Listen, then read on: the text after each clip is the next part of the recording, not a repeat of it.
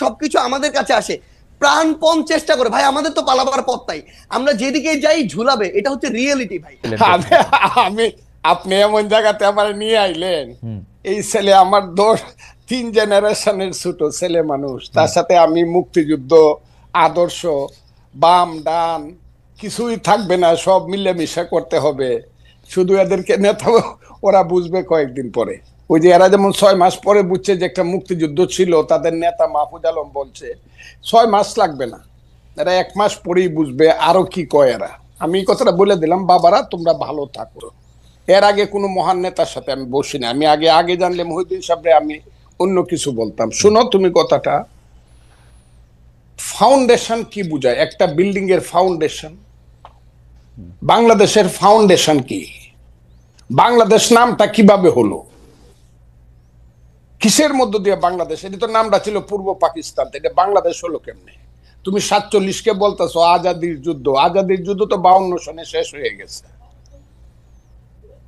52 সনে আইসেই তো স্লোগান হয়ে গেল আমার মায়ের ভাষা কেড়ে নেওয়া যাবে না, যখন পাকিস্তানিরা পাঞ্জাবিরা আমাদের ভাষা কেড়ে নিতে চাইলো। মাত্র 5 বছরের মাথায় তো সব শেষ হয়ে গেল। এরপরে 52 থেকে যে তোমার সাথে কি বলবো, 69, 71, তোমার বাবার জন্ম কত সনে আমি জানি না, আরো পরে হবে, আমার চেয়ে ছোট হবে তোমার বাবা। তুমি একটা কথা মনে রাখবার চেষ্টা করো, ইতিহাস বাদ দিয়া বাংলাদেশের এই যে 62, 64, 66, 69, 71 বাদ দেয়া, শুধু তোমরা এসে একটা আন্দোলনে জয়লাভ করে ফেলছো এবং আন্দোলনের মাথায় তোমরা দাঁড়াইছো। এই ফসলটা কিন্তু বপন করছে জমির মধ্যে বিএনপি সহ বিরোধী দল, বীজ ফালাইছে বিরোধী দল, চারা লাগাইছে বিরোধী দল, হালিবাজ দিছে বিরোধী দল, ধান হলুদ করছে পানি দিছে বিরোধী দল। তোমরা এসে 1 মাসে কাইটা দিছো, 1 মাসে কাইটা দিয়ে তোমরা মনে ছোট প্রশ্ন করতে চাই, আপনি যাদেরকে বলতেছেন ওরা এসে কাইটা দিছে, ওরা না আসলে আপনারা কি কাটতে পারতেন? একদম একদম, হয়তো আরো 15 দিন পরে হইতো, আরো 1 মাস পরে হইতো, কিন্তু হতো না। কে বলছে? আমার সন্তানের মতো। আমি যখন ছাত্রলীগের প্রেসিডেন্ট 80 সনে, ওই সময় বুধ ও জন্মগ্রহণ করে নাই, আমি 80 সনে ছাত্রলীগের প্রেসিডেন্ট, 83 পর্যন্ত এরশাদ বিরুদ্ধে আন্দোলনের আমি প্রধান নেতা। যেদিন জয়নাল, জাফর, মুজাম্মেল, কাঞ্চন, দীপালি শাহ, আমি প্রধান নেতা, আমি একা বক্তৃতা করছি। এগুলো তো এদেরকে বলে লাভ নাই তো, এইসব কথা।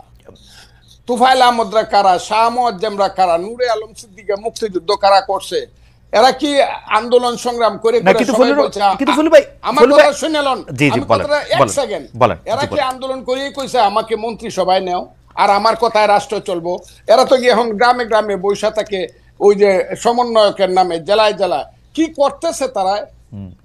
এখন দল করবে, আমি তাদেরকে অভিনন্দন জানাই রাখলাম। বাবারা একটা দল করো, তোমাদের দল অনেক বড় হোক, সব মানুষ তোমাদেরকে ভোট দেখ, তোমরা মানুষের কাছে যাও, গিয়া তোমরা দেশ চালাও।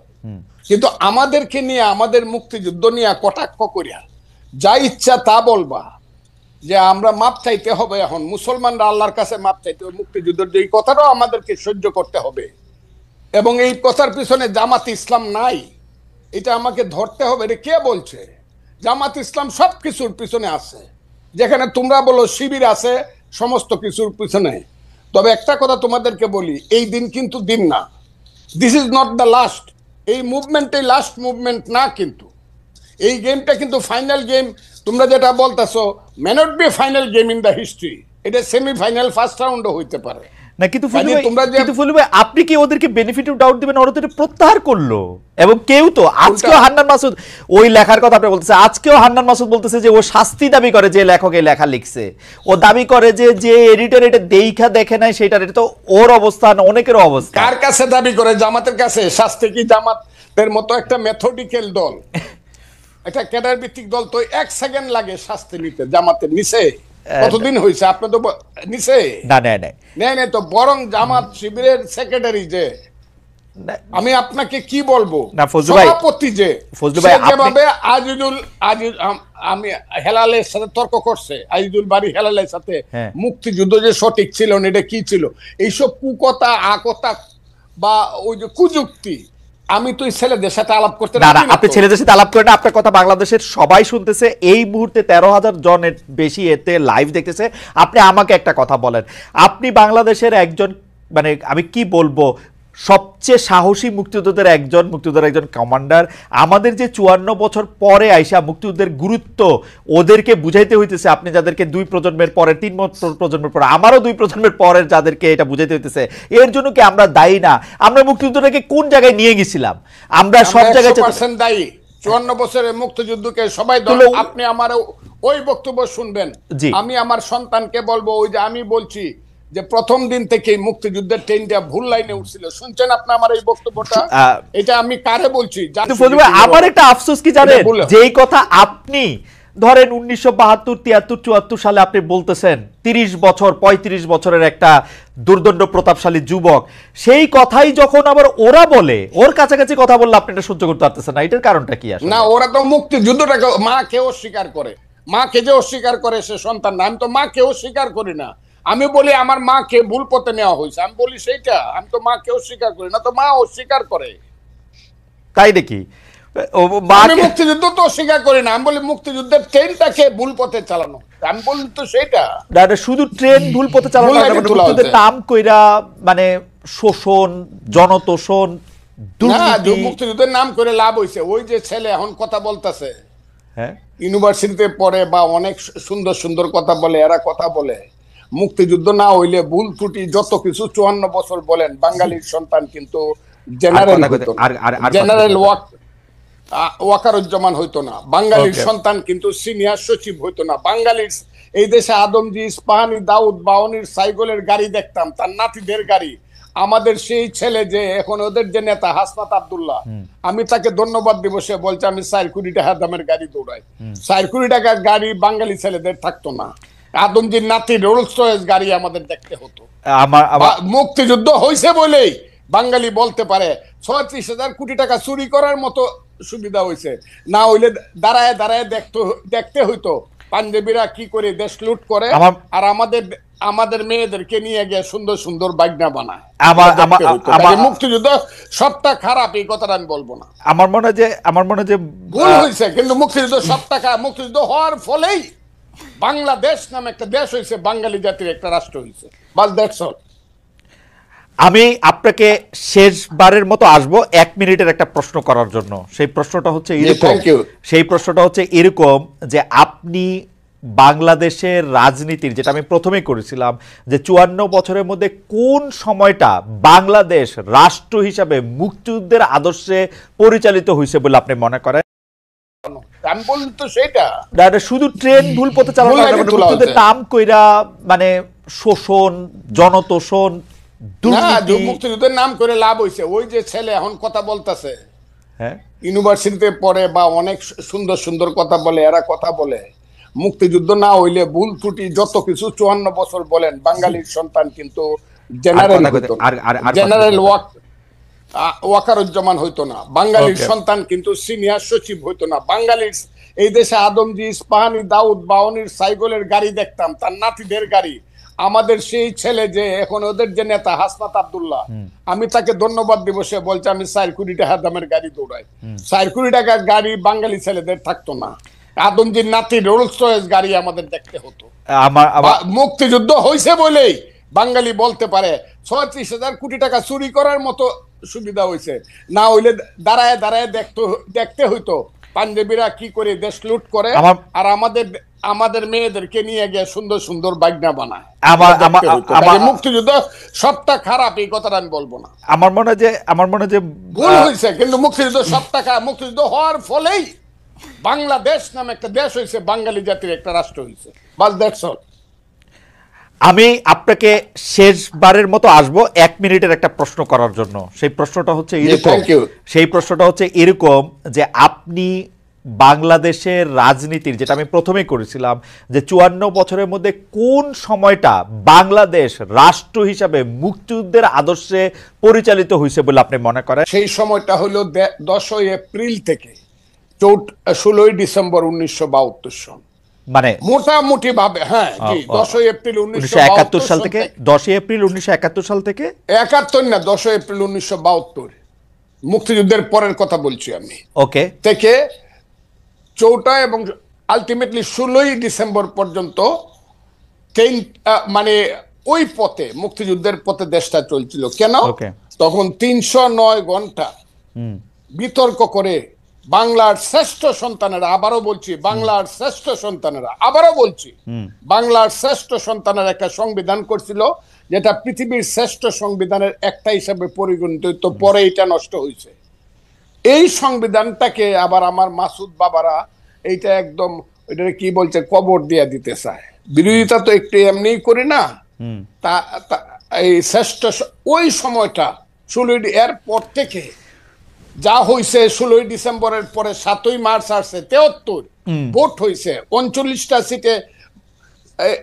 ওই সরকারের আমলেই 39টা সিটে সঠিক হয়। আমার মনে যায় এই ফজলু ভাইয়ের কথা শোনা খুবই, মানে কি বলবো, খুবই আকর্ষণীয়, খুব চমৎকার, শুনতে ইচ্ছা করে শুধু, কিন্তু সময় নাই, আমাদের শেষ করতে দিচ্ছে। কিন্তু 72-এর সংবিধানটা আপনি সত্যি পৃথিবীর সর্বশ্রেষ্ঠ সংবিধানগুলির একটা মনে করেন? সর্বশ্রেষ্ঠ বলে নাই তো, সবচেয়ে ভালো সংবিধানগুলি, সবচেয়ে ভালো সংবিধানগুলি একটা না, শ্রেষ্ঠ সংবিধান এক। আচ্ছা, শ্রেষ্ঠ সংবিধানের একটা, ওই 70 অনুচ্ছেদ থাকা সত্ত্বে প্রধানমন্ত্রীর কাছে। না, 70 অনুচ্ছেদ আমি আপনাকে বলি, 70 অনুচ্ছেদ তখন বাস্তবতায় তো এটা তো অনেক সময় লাগবে। 70 অনুচ্ছেদ তো হইলে 54কে 55কে 56 সনে ওই যে এমপি এমএলএ হইয়া ভোট কেনাকাটা করে যেভাবে প্রতি 24 ঘন্টায় একবার সরকার বদল হইতো, সেই তিক্ত অভিজ্ঞতা থেকে কিন্তু 70 না, এটা আপনারা বলেন বহুবার, এটার বহু রকম রেমেডি সারা পৃথিবীতে আছে, আপনারা ওইটার দিকে আপনারা জান নাই। যাই হোক, আমার কাছে 70 আমি সমর্থন করি না।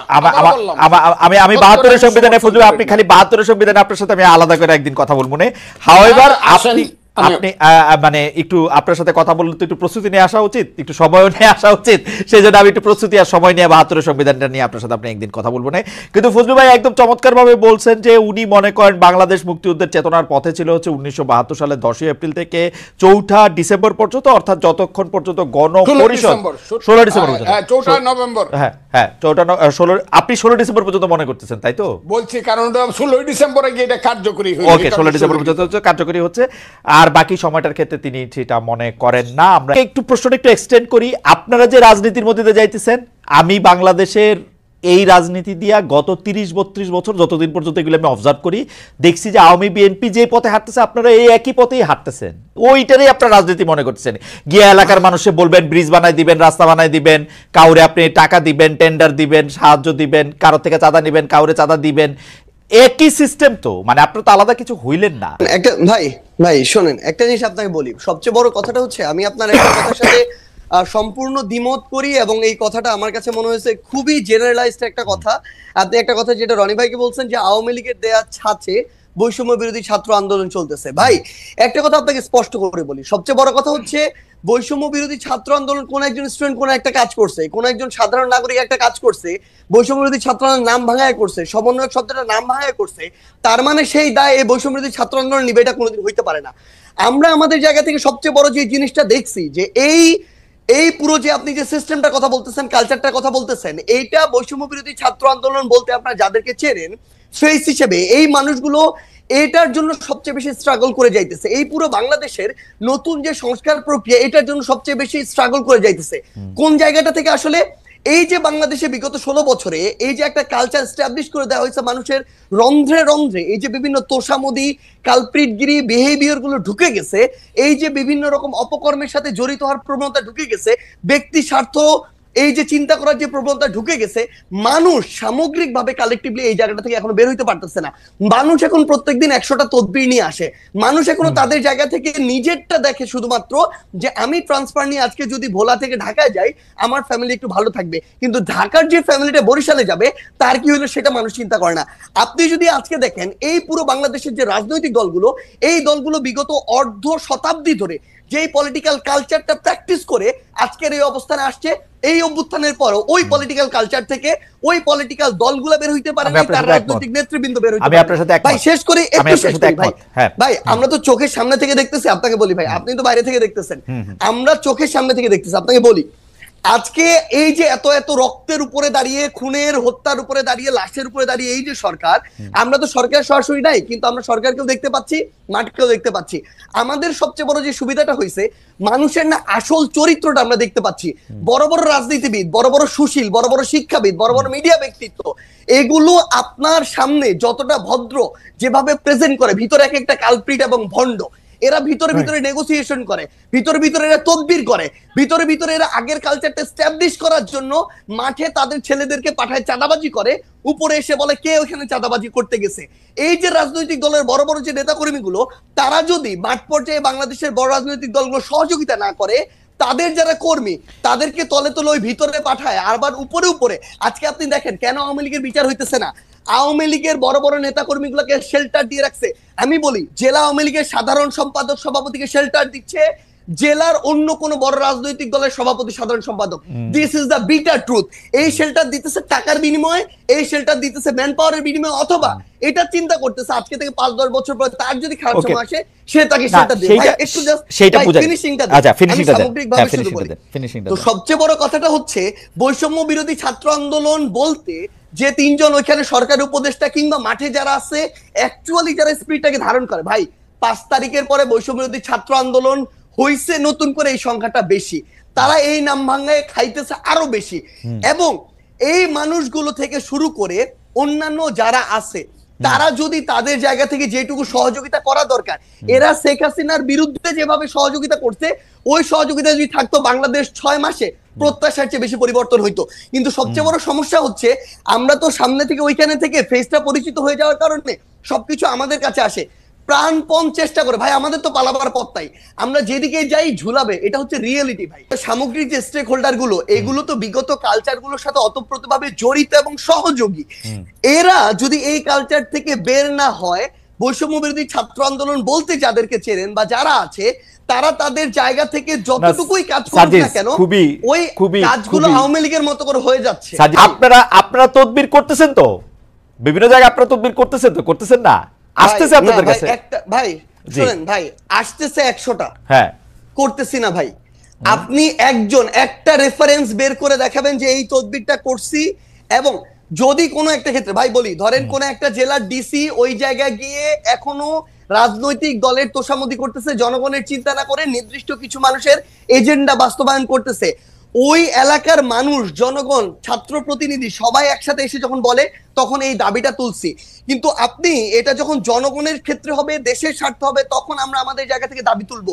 আপনি এটা একটা एग्जांपल দেখাবেন। আমি দেখাবো সার্জিস, আমি একটা एग्जांपल দেখাবো, একটা एग्जांपल দেখাই। অবশ্যই আমার একটা एग्जांपल দেখাই, একটা एग्जांपल, হ্যাঁ আপনারই দেখাই। আমার এটা বলতে মানে এটা খুব ইচ্ছা ছিল না, কিন্তু যাই হোক, একজন জুডিশিয়ারির একজন খুব উঁচু পদের কর্মকর্তা আমাকে জানিয়েছেন, আমি বলি।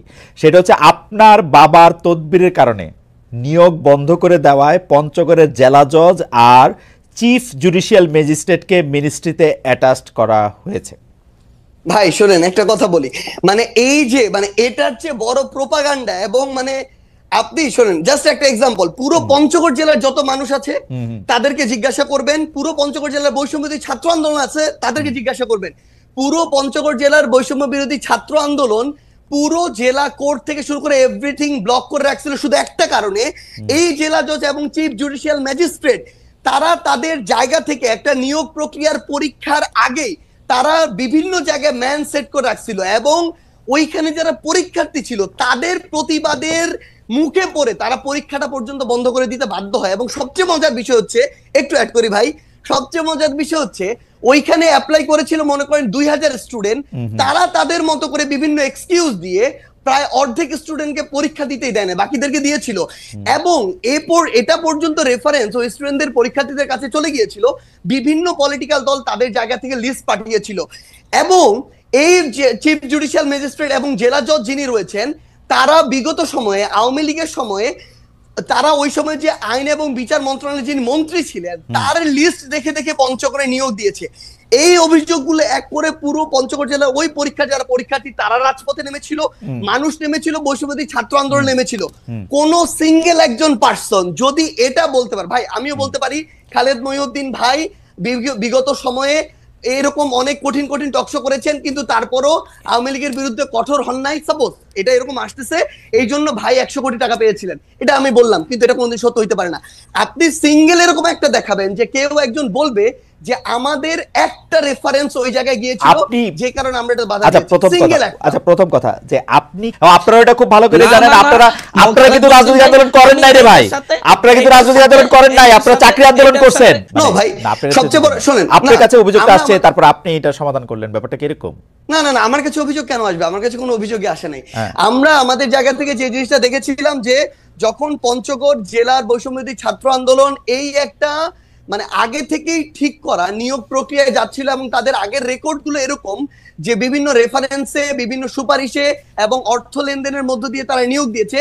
পুরো বৈষম্যবিরোধী ছাত্র আন্দোলন শুধু না, পুরো পঞ্চগড় জেলা জজ কোর্ট জানে, যত অ্যাডভোকেট আছে সবাই জানে যে তারা এগুলোর সাথে জড়িত। ভাই শেষ করি তো, তখন যখন তারা এই আন্দোলনে নামে, সেই জায়গার জেলা প্রশাসক থেকে শুরু করে জেলা পুলিশ সুপার এবং অন্যান্য যারা, ইভেন আইন এবং বিচার মন্ত্রণালয়ের যারা যিনি দায়িত্বে রয়েছেন সচিব হিসেবে বা অন্যান্য হিসেবে, তারা তাদের জায়গা থেকে এই বিষয়টি শুধু আমাকে বলেছিল যে এইটুকু যেন দেখা যায় যে স্টুডেন্টরা যেন ওখানে ভাঙচুর না করে বিচারিক প্রাঙ্গণে। সেই জায়গাটিতে আমরা আমাদের জায়গা থেকে বৈষম্যবিরোধী ছাত্র আন্দোলনকে বলেছিলাম তারা তাদের যৌক্তিক আন্দোলন চালিয়ে থাক, কিন্তু তারা যেন কোনো ভাঙচুর প্রক্রিয়া না যায়, এইটুকু।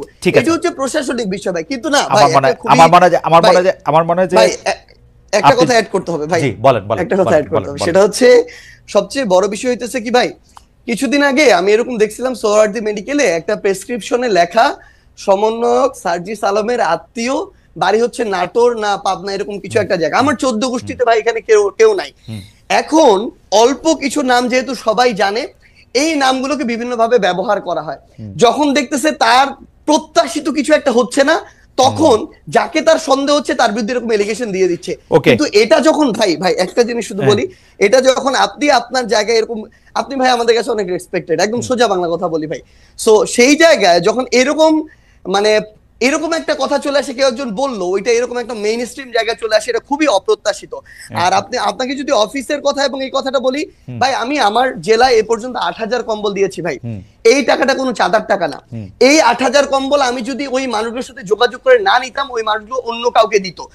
বাংলাদেশে এরকম অন্তত কয়েক হাজার মানুষ আছে যারা প্রত্যেক বছর 10-20 হাজার কম্বল বিভিন্ন জায়গায় দেয়। আমি এর মধ্যে মনে করেন 10 জন মানুষের খোঁজ পেয়েছি বা খুঁজে বের করেছি। আমি ওটাতে যাচ্ছি ভাই, আমি তাদেরকে বলেছি যে ভাই আমার পঞ্চগড়ে প্রচন্ড শীত, আপনি যদি আমাকেও 1000 দিতেন, আমি আমার মাধ্যমে বিতরণ করতাম, তাহলে ভালো হতো। তারা দিয়েছেন, এইটুকুই কম্বলের বিষয়। 2 নম্বরে আসেন ভাই রূপায়ণ টাওয়ারের বিষয়। ভাই একদম স্পষ্ট কথা বলি, বাংলাদেশের রাজনীতি করতে বিগত রাজনৈতিক দলগুলো যেই লেভেলের টাকা খরচ করার কালচার তৈরি করেছে, একদম মানে কালো টাকা দিয়ে, সেটা যদি কন্টিনিউ হয় আমাদের দ্বারা বাংলাদেশের রাজনীতি করা সম্ভব না, একদম ক্লিয়ারলি বলে দিলাম। আমরা আমাদের জায়গা থেকে ভাই একটা ফাউন্ডেশন করার প্রসেস অলমোস্ট শেষের দিকে। এই ফাউন্ডেশনে ওপেন ফান্ডিং হবে দেশের এবং দেশের বাইরের। আমরা আমাদের জায়গা থেকে আমাদের ম্যানিফেস্টো তুলে ধরবো পুরো পৃথিবীর মানুষের সামনে। আমরা যদি আমাদের রাইট ট্র্যাকে থাকি তারা ফান্ডিং করবে, যদি না থাকি তারা ফান্ডিং করবে না। এবং আপনি যে এই গাড়িটার কথা বলছেন ভাই, আমি আপনাকে বলি, আপনি যদি দেশে থাকতেন না, আপনি এতদিনে আমার অন্তত 5 দিন কল পাইতেন যে ভাই মহিউদ্দিন ভাই আপনার তো হচ্ছে 2টা গাড়ি আছে, আমাকে একটা গাড়ি একটু 3 দিনের জন্য দেন বা 1 দিনের জন্য দেন, ড্রাইভার এবং গাড়ি আপনার, তেলটা আমি দিব ভাই। আমি ভাই লিখে দিতে পারি, আপনি খালেদ মহিউদ্দিন ভাই আপনার 2টা গাড়ির মধ্যে একটা গাড়ি একদিনের জন্য আমাকে দিতেন। এরকম আমাদের বাংলাদেশে এই অভ্যুত্থান পরবর্তী সময় হাজার হাজার মানুষ আছে ভাই, যে 16 বছর পরে একটু হাত ছেড়ে নিঃশ্বাস নিচ্ছে। এই মানুষগুলোর ওই সামর্থ্যটুকু আছে। এই মানুষগুলো এখন লক্ষ লক্ষ কোটি কোটি টাকা তাদের উপরে যে চাঁদা এভাবে চাপিয়ে দেওয়া হতো, সেটা থেকে তারা এখন মুক্ত। আমরা না রিকোয়েস্ট করি ভাই এভাবে ওপেনলি ভাই, একদিনের জন্য ফোন দিয়ে রিকোয়েস্ট করি, আমরা আপনাদের যারা এখানে আছেন নিশাদ ভাই থেকে শুরু করে আমরা তাদেরকেও করবো ভাই, যদি দেন ভালো হবে, না হলে ভাই আমরা আরেকজনের কাছে বলবো, যেই দেয় ভাই। আজকে কেউ